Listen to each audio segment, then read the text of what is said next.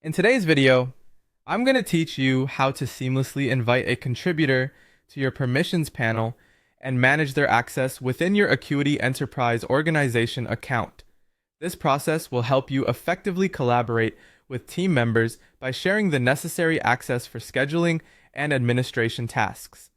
To begin, navigate to your permissions panel. You'll typically find this by clicking on your name or accessing the account settings, which are conveniently located at the bottom left of your dashboard. Once you're there, look for the option that says Invite Contributor. Click on that, and you'll be ready to add a new team member. Now, you'll want to enter the person's name and email address. Make sure you have this information handy because accuracy is key to ensuring they receive the invitation. Next, you'll need to set their permission level. For this particular process, we're selecting Scheduling Administrator.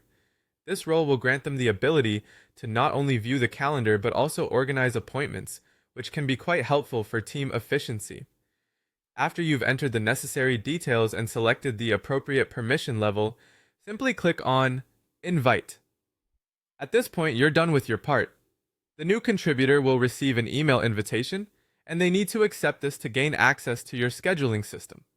It's important they do this step to activate their permissions and start organizing appointments effectively. Now, if you're working within an Acuity Enterprise Organization account, the process includes a few additional steps. Start by going to the Users tab. Here you'll see a list of users already associated with your organization. Look for the user you want to add or modify and click on the three dots next to their name. This action will give you a drop-down menu. Select Go to User Profile from it.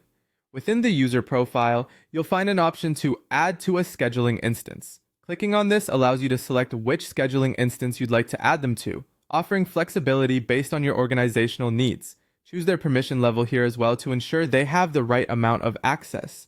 Finally, make sure you check the calendars they need to access.